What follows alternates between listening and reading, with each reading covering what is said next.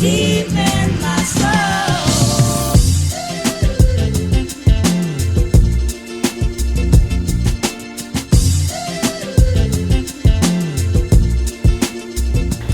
Good evening and welcome to another edition of Strong Love Speaks, the podcast.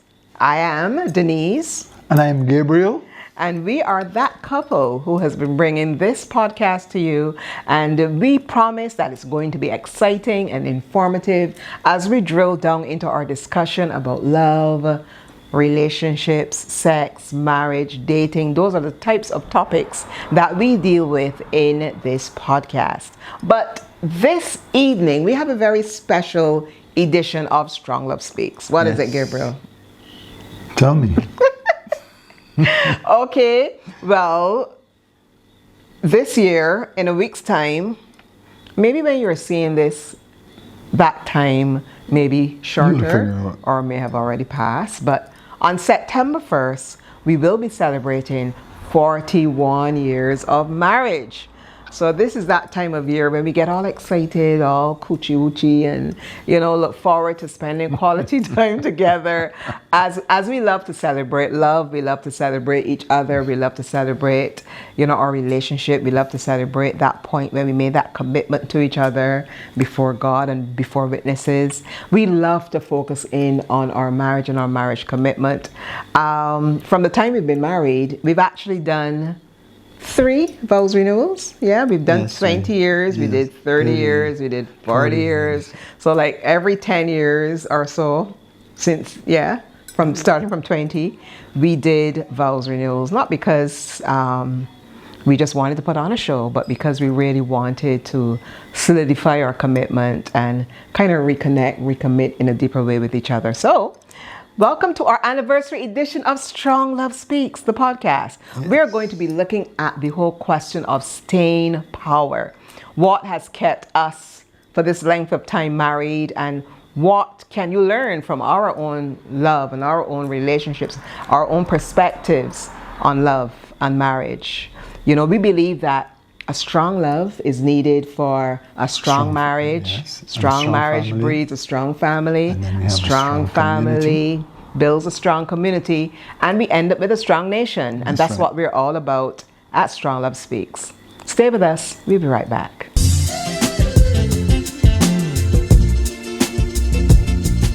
And we are back. And we're talking about staying power. What are those things that keep a marriage relationship going strong?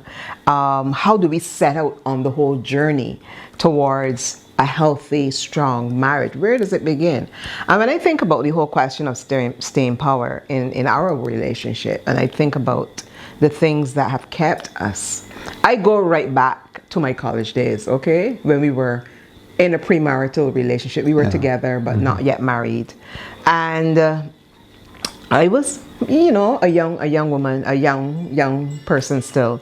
But I remember lots of the discussions back then. The fashion magazines like Cosmopolitan and Glamour were very popular. And there'd be lots of articles in these magazines about love and dating and marriage and ticking all the boxes, or having your ducks lined up in a row, knowing exactly what you wanted in that man that you, all of those magazines were written for women, knowing exactly what you wanted your husband to be, he should have a certain salary, he should have a certain type of vehicle, or he should already have a home, or at least be looking at one, and he should have all of these. A lot of the things actually were material things, or things that were based in money, status. And I'm not saying that those things are not important. At the end of the day, even though you love each other, you still need to live. You still need to be able to support each other, support your family if you're going to have children and that type of thing. But when I really think about how people tick boxes with respect to lining up the things that they want in a relationship, I often wonder if people think very deeply about what culture they're going to be creating in their relationship, Gabriel. We speak a lot about culture. Yeah. What are your thoughts about grounding your marriage in a very strong culture that the two of you bring together? Well, the first thing I must say about that is the fact that for us, we were first good friends. Yes. And I must highlight this. That definitely. Because I think friendship has a lot to do with it. Because even after that relationship has become a relationship. A romantic relationship. A romantic relationship. You know, that friendship must continue. Yes. Because without that friendship, when you start having little problems, what are you going to do? You know. So yes, our relationship is built on friendship. You know, if we have to look at culture, you know, it starts there. You know, but at the same time, we must create the kind of culture that we know going forward how we are going to be navigating the marriage that we are setting out to be in the future. You know, That's right. And for sure for us, you know, whereas money and as you were saying just now, when we look at the magazines and the way how people live their lives and so on, yes, those things are important, but it isn't everyone that may have things of that nature. But at the same time, not having things like that, you have to be able to say, well, listen, we are going forward because we love each other. We're going to build life we're together. going to build life together. Together, you know. In spite of what we may not have. That's right. You know? And I think that kind of culture gives us a springboard for the future. That's right. And that's actually where we began. And I think we've said this before in previous broadcasts. Yeah. Where, you know, we started our marriage. Yes, we were young. I didn't have everything. You didn't have everything. I was still a student and so on.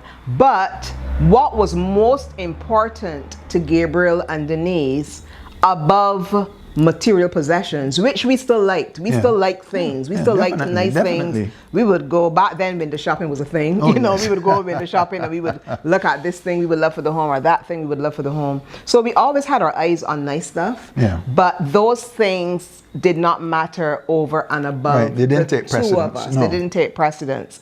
And even when we got married, you know, our wedding was a frugal exercise. We didn't waste money in any way, but it was still beautiful, you know, and meaningful. And I think when we think of setting culture is really about the couple deciding what is most important for them. Yeah. What is most important for them? What are we going to build our lives on? And when we think of us, and remember we're talking about staying power, and we are sharing a lot about our own marriage relationship, even as we celebrate our anniversary. Yes. Because our anniversary tends to be an extended celebration. It starts September 1st. Yeah. So we are going to be looking at staying power. What kept us? What will keep you? And what do you build your relationship on? That's the foundation. And as my husband said just now, friendship is a powerful part of the culture that you're establishing in your marriage. And that's where we began, because we began our friendship before it was a romantic relationship. And then even when it became a romantic relationship, that friendship, that sense of he's my friend or she's my friend, that remained and continues to this day. And deciding, as Gabriel said just now, what is going to be most important to you is a critical part of the building of your marriage culture. Now for us, if we're candid, having children and having a family, a large family actually is what we wanted. Yes, definitely. Before we were married, we used to talk about this. We actually had names of children picked out before we even were married. We did. You know, but having children, we wanted 7. That's where we started. You know, we ended up with 3 sons, but we wanted 7 children. Yes. And so obviously for Gabriel and myself, children was definitely a part of the paradigm, a part of the picture. Yeah. We wanted children. And God, because we each had our own personal relationship with God, faith and God continues to be the foundation of our relationship. Because if not for God and if not for faith, we probably wouldn't be here, you know, we're celebrating 41 years very soon. So God, faith, our desire to raise godly children and to pass on to them the values that we shared, values about life, about what is most important, about spirituality, about interconnection and the interconnectedness of families. So it wasn't just about the children we would actually give birth to, but it was also about the lives of people that we would influence. And over the years that we've been married, we found ourselves mentoring so many younger people, Yes. younger people that would find their way in our homes, yeah. find their way in our lives. Yeah. And it wasn't anything we set out to do. It wasn't anything we even thought that we were doing back then, but we were Yes. actually mentoring. Yes, that's mentoring true. younger That's true. people, That's true. having them in our space, having them see us married, having them see us raise our children. Yeah. So they were with us when our children were small, having them see us raise our children through the years.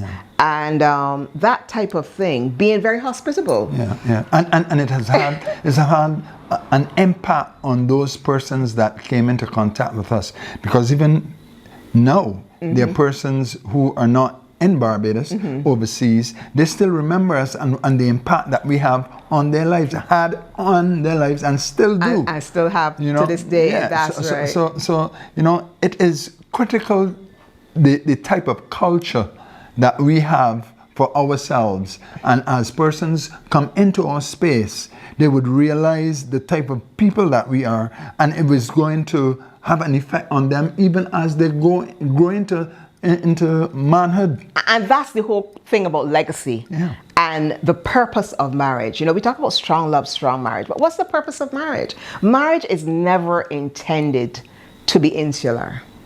Marriage is about the building of community. Now, we know there are some people who are unable to have children for whatever reason, and it is not a choice of theirs. And but that does not stop us from connecting. That doesn't stop us, or it shouldn't stop us from building legacy. It shouldn't stop us from connecting with other people. So whether it's your biological child, whether it's a child in the community, whether it's a child in the church, whether it's a child in the school, whether it's a younger person, an older person, somebody that you can impact and influence. I think for us, because we're talking about what has been our staying power, and we're hoping that you can learn, you can, pick some life lesson from it. The whole idea of understanding that marriage is really the establishment of community. Marriage is the building out from the nucleus outward. Your biological children that you will have, other young people that you will connect with, other older people that you will connect with, your extended family members can all witness and become influenced by the way you live your married life, so that your life becomes a testimony, something that people feel inspired by. And when you begin with that type of foundation, that you are both on the same page with respect to what you want your marriage to be, then you're in for a great ride. We'll be right back.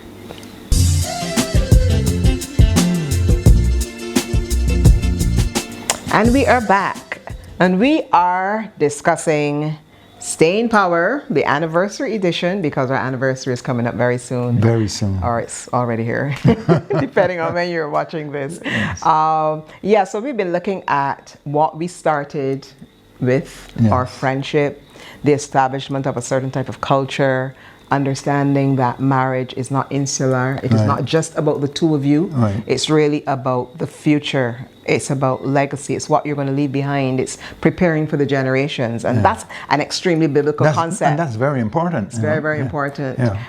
Because, Gabriel, you had a conversation recently with a friend of yours, and he was a bit concerned about his own legacy. Yes, because he was saying that, it's amazing that he has children, and when he think of himself getting in years and going to be leaving, what's going to happen with his property and finances and so on, seeing that they are not in the home with him.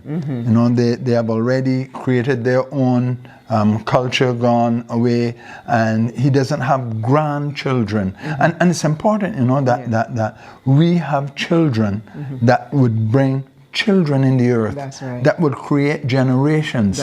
Because when you're thinking of legacy, you just can't think about the two of you only, but you must think of future. You must think of having children, and you spoke about how we wanted 7, then it went to 5, and we ended up with 3, and goodness, I would not like to know that I am leaving the earth, we are leaving the earth, and we don't have children who have children that can carry on what we have started. And this is not a selfish desire of No, anybody no. who wants this for themselves, because I think in our DNA as human beings is that could I say it's the cultural commission that God has gave given, yeah. from the Garden of Eden when he said, be fruitful, multiply, replenish the earth. Oh, man, that's- He could not just have been speaking to Yeah, Adam yeah. and Eve Yes. in that context, because they would have passed on at some point.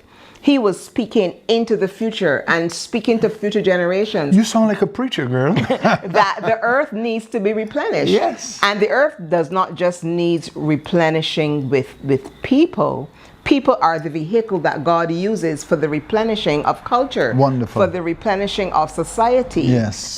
For the replenishing Nations. of nations. Yes. You know, we are hearing the discussion now in Barbados, where we're from, that there's a population decline. Yeah. We do not have enough children going forward, or we're not seeing the kind of birth rate that we need to have as a nation for our future development, and it is causing a concern for the government, as any government would be concerned with something like this. And it's not just Barbados. I'm sure I've read online about it being about population declines in other parts of the world. So obviously this is something that perhaps is of pandemic proportions. People are not having as many children as they used to have in the past, or they're not seeing they having as children as a priority. Is this a consequence of our digital age, of our social media selfie-driven age, where I think people so. are insular and they're only thinking about themselves? They're not thinking about legacy. They're not thinking about the generations. But I'm sure I read in scripture, there is a scripture where God also gave similar instructions. I think it was to Joshua. I can't remember who it was. I don't like to misrepresent the scriptures, but there is someone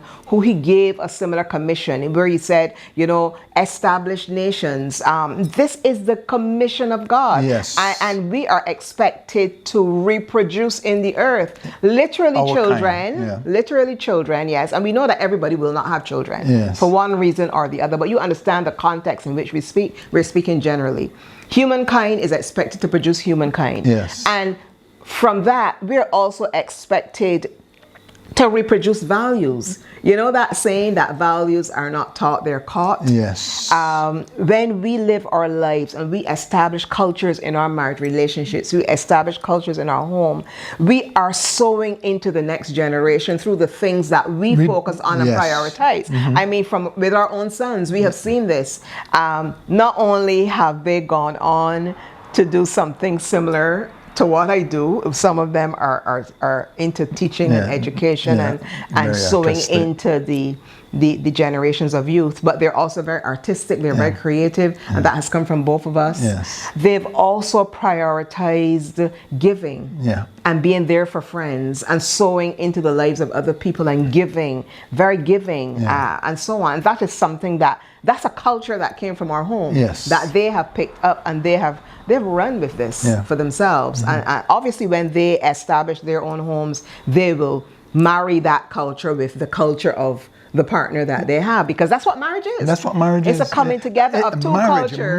Marriage. There's a The coming two. together. The two shall be one. So you're creating. It's like you get it. And I think I said that in some other episode topic or some other time that we were talking. When I said you just cannot have a mixture of sand and cement and think it's going to stick together. Yeah. No, there must be water to Added. bring. And when you bring it, it marries the sand two. and the cement, And it it becomes creates- something else. It creates, yes. It becomes something. It's the sand and something creates. Sand, cement, and stone. yeah, okay, Right. yeah. It creates. Yeah. Because the sand in itself is just sand. Yeah. Cement in itself It's is just cement. it's a powdery substance, But yeah. when you add water to it, you make it solidify itself, Yeah. and it stands strong. That's right. It creates whatever you want it to create, whether it be a house, whether it be a pavement, pavement, a wall, Yes, yeah, it yeah. creates something. So marriages like that is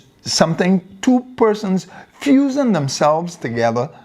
And as they fuse themselves together, they create Something new. Yes, something new. Something different. And what's going to happen is that whatever they have created, whenever that creation meets another creation, It happens all over again. Happens all over It happens again. all over again. Wonderful. That's deep. That's deep. Yeah, I mean, so I mean, you know, so He was a cement, I was a sand.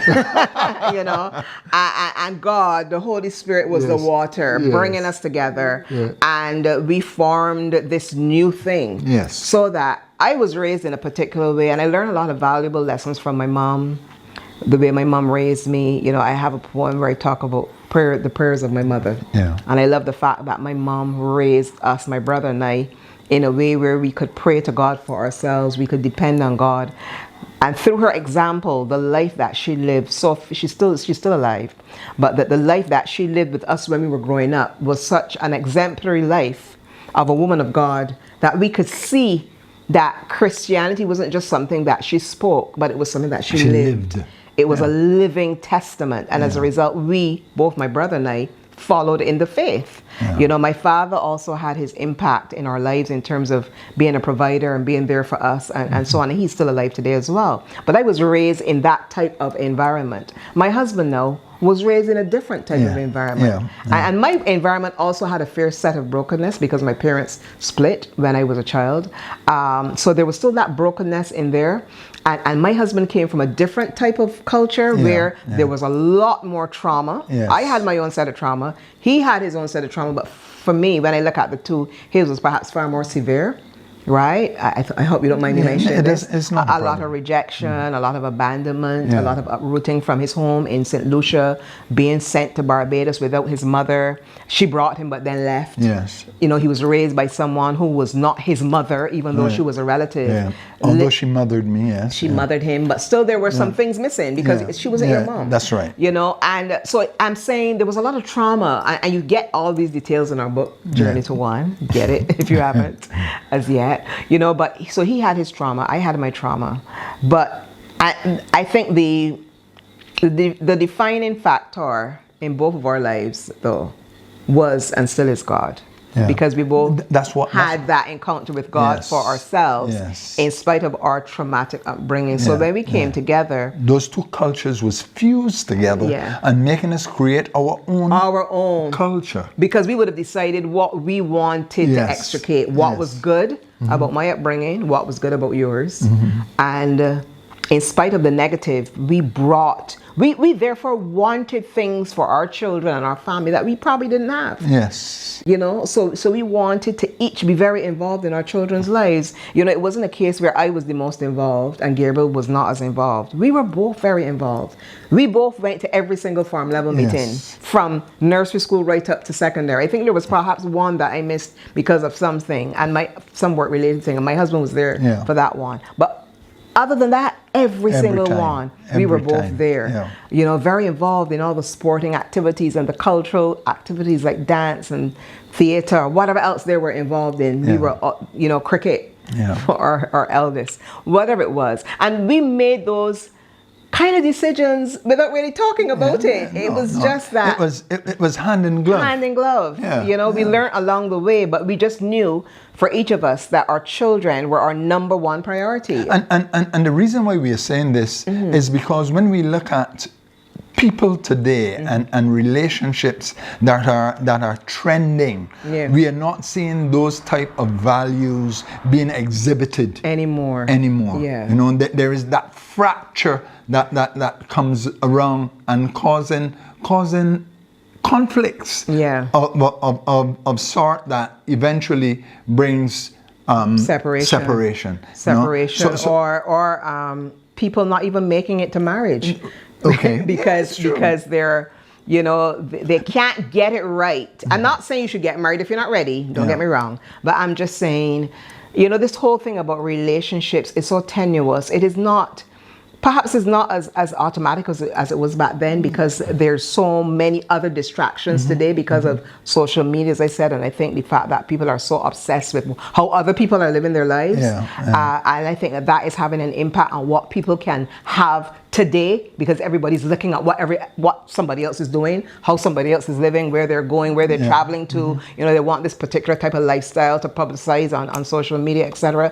And I think people are losing what is really, really, really important and critical about relationships. So we're going to continue this discussion on staying power in our anniversary edition of Strong Love Speaks. We'll be right back.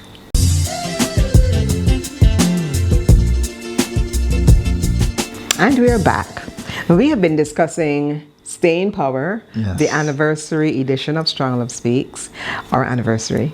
And we've been kind of reminiscing, reflecting on the things that are important to us as a couple, the things that have held us together amidst all the challenges and difficulties that can come.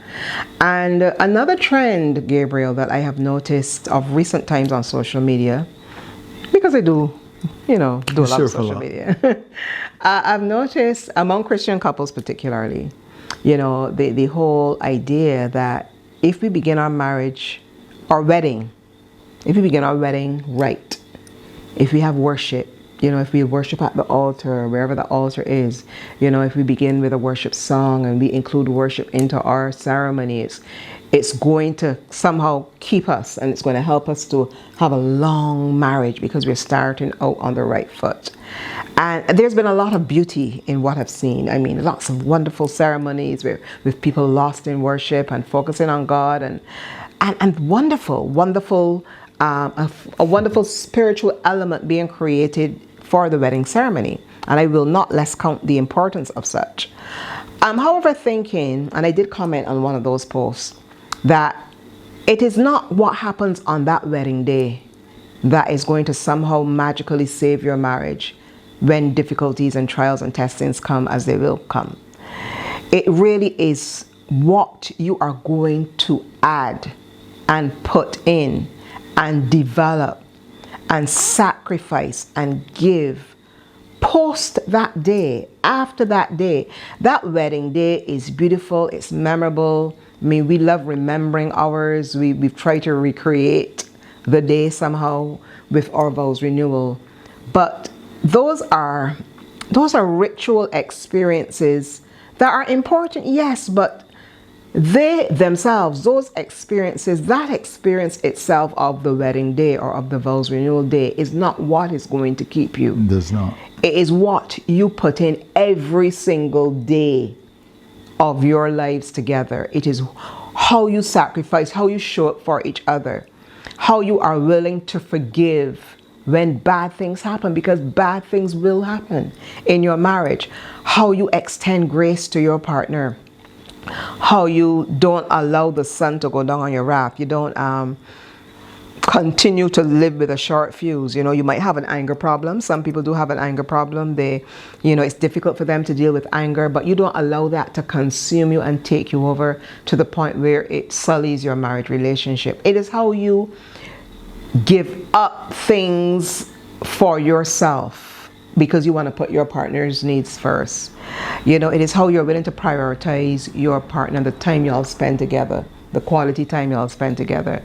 It is how, if you're a woman, you understand that you have to meet your husband's sexual needs because that's a big part of his being, his identity as a man.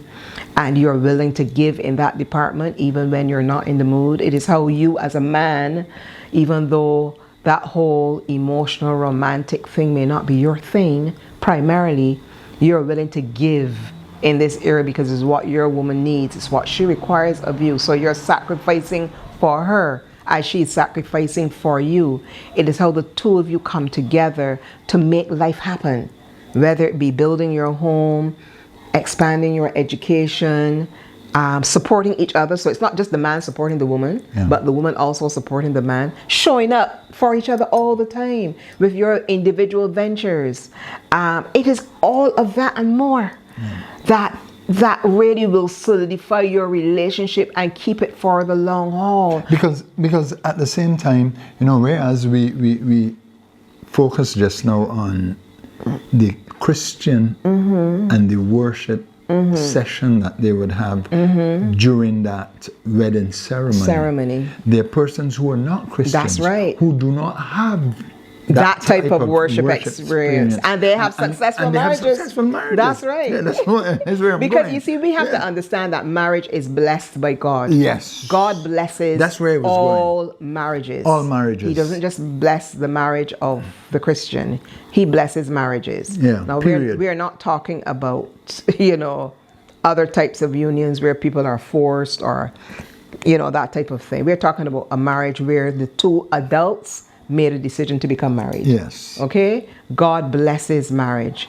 And so therefore, we have to understand that we are all required, no matter what your upbringing is, whether you were raised in the church or not. We are Christians, so we have that Christian worldview, but we know that not everybody is. And we counsel all types of people. It doesn't matter where where their worldview is. We will work with you, you know. But at the end of the day, each of us, no matter where we have started, we have to bring that sacrificial element to the table when it comes to marriage and making our marriages work. So it's not just what happens on the day. Yeah, it's not the mood that is created on the wedding day. It's not how beautiful the pictures and the videos are and all the music and the stuff that we post and we see online. That's not the marriage. The marriage is going to be hard work. Yeah. It's going to be hard work. It's the walking together. It's the walking together, walking through, that you know, journey. the storms, walking through the challenges, the difficulties, listening to each other, you know, communicating with each other regularly, spending quality time together, being each other's best friend continually, not allowing people to get into the relationship, no matter who they are. They could be people of the same sex. It could be the wife having girlfriends that get into the relationship. It could be the husband having guy friends, or it could be an opposite sex friend that you've had from prior to marriage or whatever, somebody that you meet while you're married, somebody at work or wherever. It's making sure that no relationship gets into your marriage relationship. And if it does, you have to repent. You have to say sorry. You have to walk in the opposite. You have to make sure that doesn't happen again, because we understand that mistakes happen. People are human. And if a mistake happens, you walk in the opposite. Your partner hopefully will extend grace and forgiveness to you. You make sure, you talk about the challenges and why did this happen. You know, if there's an instance of emotional infidelity, which is just as serious as sexual infidelity, you know, it's very, very serious. Why did this happen? What walls did we let down to allow someone else to get close to us emotionally, where we began to share our hopes and dreams and our challenges with them, things that we should really only be talking to our partner about. What happened to allow something like this to happen? Why did this happen? If there is an instance of infidelity of a sexual nature, I don't believe it has to spell the end of the marriage. I know that people have that opinion.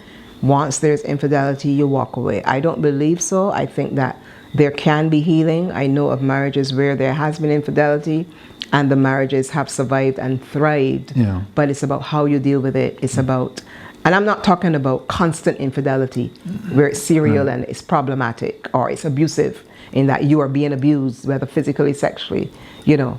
Obviously, we have decisions to make, and people can walk away from infidelity, the marriage, if they want to. I think the Bible gives you that as well, that you can. But I'm just saying that there are bad things that can happen in relationships, but there still can be healing. But I think what is most important is ensuring that our relationships don't get there in the first place.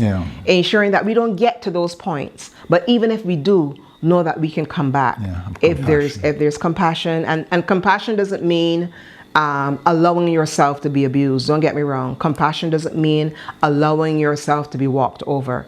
Compassion doesn't mean allowing yourself to be made a fool of. That's not what I mean. But it's understanding that I too have failed, or I too can fail. And from that perspective, I'm willing to extend grace to you. And when we have that mindset with the small things, then when the big things come, or if they come, we can transfer that same compassion, that same grace, because we understand that we're all really fallen people in need of grace.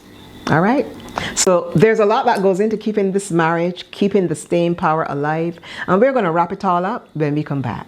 Stay with us.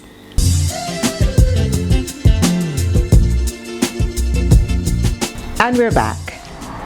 As we close out our session this evening, we want to ask you a special question. What will be the story of your marriage, if you're already married, or what do you plan that story to look like? Do you have an idea in mind? You know, we wrote our own story in 2023. We brought out this book, Journey to One, A True Love Story, where we laid it all bare. You know, we exposed ourselves. Got We're naked. very vulnerable, both individually. We talked about our individual challenges. I Yes. talked about mine as a young girl coming up, as a teenager, as a young woman. Even after I was married, I spoke about a lot of the challenges I dealt with mentally and emotionally. My husband spoke about his own It's there challenges. for both of us. You know, we laid ourselves bare, and I think in so doing, it helped us to help so many people. We didn't know where this journey of writing would have taken us, but certainly from the kinds of feedback we've gotten from those who read the book, we know that it has helped many of you out there, and we're thankful and grateful to God for giving us the opportunity to publish this book.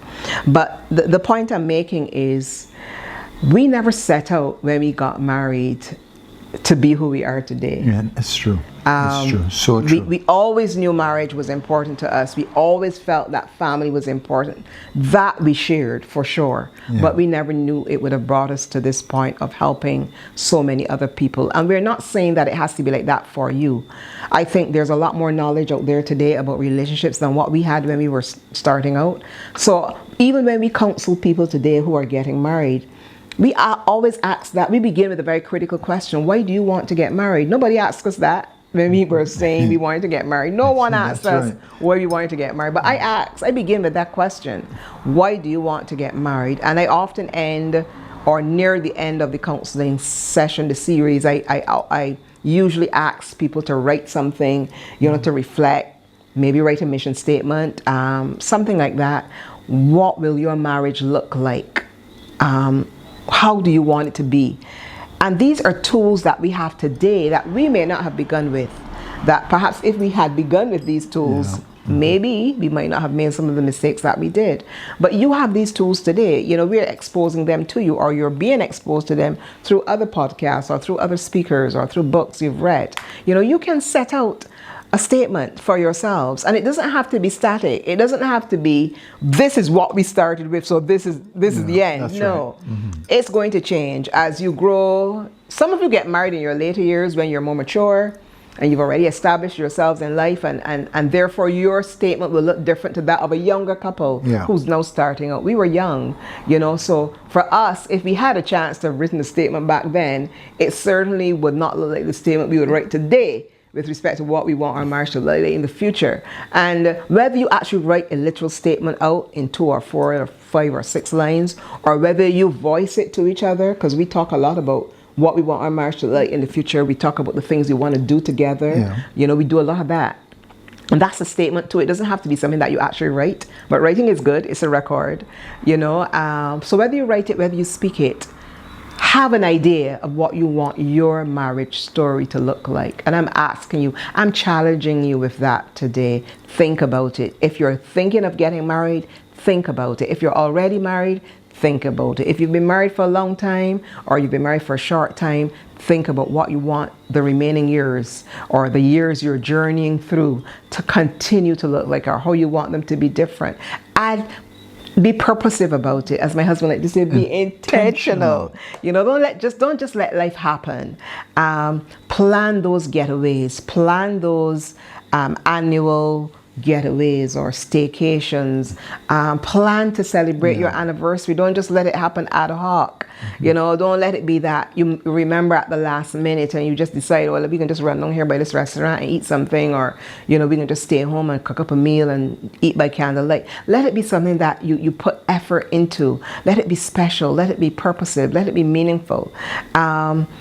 Celebrate special holidays like Christmas and Mother's Day and Father's Day, and, you know, birthdays, and not just your birthdays, but the birthdays of your children or of your parents. And, you know, make decisions about your life. What will we do if one of our parents needs that special help in their old age? Will we allow him or her to come and live with us? How do we feel about that as a couple? Make those kinds of decisions, those conversations early. Don't wait until those things happen, but make decisions about what your family life is going to look like, about what is going to be important to you. And we can't know the future. And as much as we can plan, sometimes life can still throw us curveballs. Yeah. But at the end of the day, we have to know that we have each other's back. We have to know that the love is deep, the love is strong. As we said at the beginning, what is your marriage built on? We have been talking about staying power and about the things that have kept us together. And what has kept us together? We've mentioned friendship. We've mentioned the sense of legacy, having shared values about what is important to us, planning for our children, Having God in our lives. having God in our lives, definitely God being the number one, a God who never leaves or forsakes. Even when we have strayed or when we have failed, He's remained that constant that has kept us grounded in our relationship with Him and with each other. We've spoken about legacy in the context of not just our literal biological children, but legacy in terms of being able to invest in the lives of others. Yeah. So even for those of you who for some reason have not been able to have children, you can invest still in other people. You can invest in other adults. You can invest in, your communities, wherever they're located, and you can make an impact on the lives of others, because marriage is never meant to be insular. There's a reason why God established marriage and family as the foundation of society, because it was meant to build community. It was meant to build society. It was meant to build nations. There's purpose. There's divine purpose in marriage. Do not allow people to make you feel otherwise, no matter what your experience has been. So as we have shared just a little tidbit, a little bit of, of our experiences with you in terms of, spending quality time together, making time for each other, being sacrificial, catering to each other's sexual and emotional needs, among all the other things, communication, so much that we can share on this topic of staying power. But obviously we can't get it all in one segment. But we want you to know that we love you, we celebrate you, and as we look forward to celebrating our anniversary together, I want to wish my babe happy anniversary. What else can I say? She has said it in a way that we would have said it together. That's right. So I want you to know, make sure that your marriage is very purposeful. I want to wish you a happy anniversary on that day, and I will be there. Happy anniversary. See you next time. See you next time, guys.